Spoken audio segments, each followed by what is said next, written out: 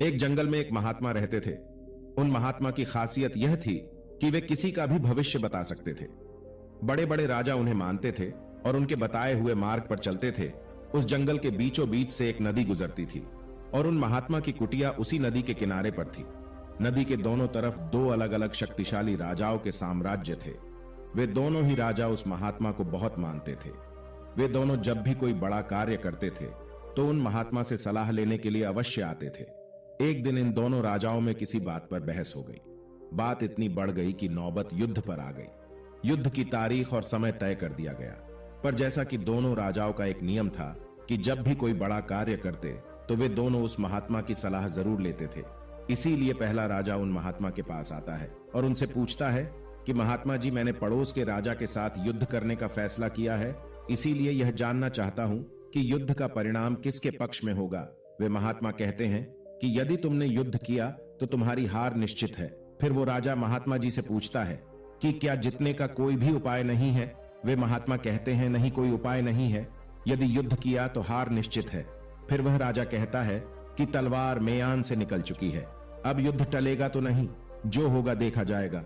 फिर वो राजा उसी समय वहां से चला जाता है और अपने सेना से जी तोड़ मेहनत करने के लिए कहता है। सभी सैनिक राजा की आज्ञा मानकर जी तोड़ मेहनत करने के लिए लग जाते हैं। दूसरे दिन दूसरा राजा उन महात्मा के पास आता है और उनसे पूछता है कि महात्मा जी, मैं पड़ोस के राजा के साथ युद्ध करने के लिए जा रहा हूं, इसीलिए मैं इस युद्ध का परिणाम जानना चाहता हूं कि युद्ध किसके पक्ष में रहेगा। वे महात्मा कहते हैं कि निसंदेह जीत तुम्हारी है और उस राजा के पास तुम्हें हराने का कोई उपाय नहीं है। उन महात्मा की बात सुनकर वो राजा बहुत ही ज्यादा प्रसन्न हो जाता है और सीधा जाकर अपनी सेना को यह खुशखबरी सुनाता है कि युद्ध में उनकी जीत पक्की है। ये बात सुनकर उस राजा के सैनिक भी बहुत खुश हो जाते हैं और युद्ध की तैयारियों में लग जाते हैं। समय बीतता गया और आखिर युद्ध का दिन आ जाता है। फिर युद्ध की रणभेरिया बजाई जाती है और युद्ध शुरू हो जाता है। दोनों सेनाएं एक दूसरे के साथ भीड़ जाती है और मार काट मच जाती है। देखते ही देखते जिस पहले राजा की हार निश्चित थी, वे दूसरे राजा की सेना को ढेर कर देती है और पहला राजा वो युद्ध जीत जाता है जिसे उन महात्मा ने कहा था कि वो युद्ध हार जाएंगे। युद्ध जीतने के बाद वो पहला राजा उन महात्मा के पास आता है और उनसे पूछता है कि महात्मा जी, आपने तो कहा था कि मैं वो युद्ध हार जाऊंगा, लेकिन मैं तो युद्ध जीत गया हूं। आपकी भविष्यवाणी गलत कैसे निकली। फिर वे महात्मा उस राजा से कहते हैं कि मैंने तो वो कहा था जो तुम्हारे भाग्य में लिखा, लेकिन तुमने अपने कर्म से अपने भाग्य को बदल दिया। तुम्हारी जीत का कारण यह है कि तुमने अपने भाग्य से ज्यादा अपने कर्म को आवश्यक समझा और उस दूसरे राजा ने अपना सब कुछ भाग्य पर छोड़ दिया।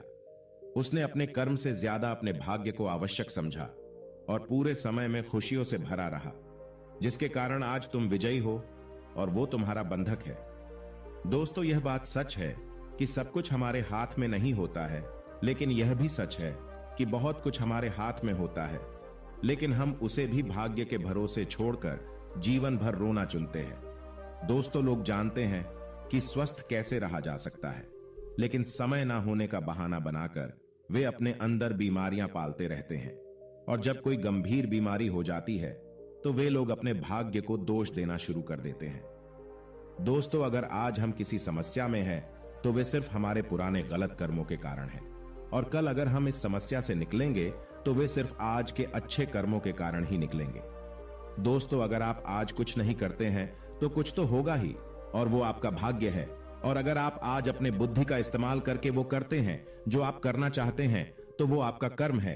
तो ये आपके ऊपर निर्भर करता है कि आपको कुछ करना है या अपने भाग्य के भरोसे बैठे रहना है। दोस्तों, आप हमें कमेंट करके जरूर बताएं कि आपको यह कहानी कैसी लगी। ऐसी ही कहानियों को पाने के लिए आप हमारे चैनल को सब्सक्राइब जरूर करें। सुनते रहिए। धन्यवाद।